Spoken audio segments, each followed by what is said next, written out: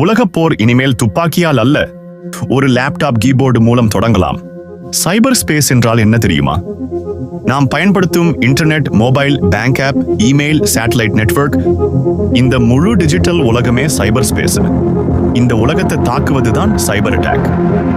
சைபர் attack எப்படி நடக்கும்? ஹாக்கர்கள் virus அனுப்புவார்கள், bank சர்வரை ஹேக் பண்ணுவாங்க, பவர் ஸ்டேஷனை டிசேபிள் செய்வார்கள். ஒரு நாட்டின் மின்சாரம், வங்கி, விமான போக்குவரத்து கூட சில நிமிடங்களில் முடக்க முடியும். இது கற்பனை இல்லை.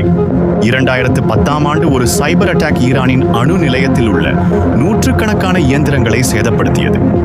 ஒரு சாஃப்ட்வேர் வைரஸி பெரிய தொழிற்சாலையை நிறுத்தியது. அதனால்தான் பல நிபுணர்கள் கூறுகிறார்கள், எதிர்கால உலகப் போர் முதலில் சைபர் அட்டாக் மூலமாகவே தொடங்கலாம். அடுத்த உலகப் போர் குண்டுகளால் அல்ல, கோட் லைன்ஸ் மூலமே தொடங்கும். லைக், ஷேர், சப்ஸ்கிரைப் பண்ணுங்க.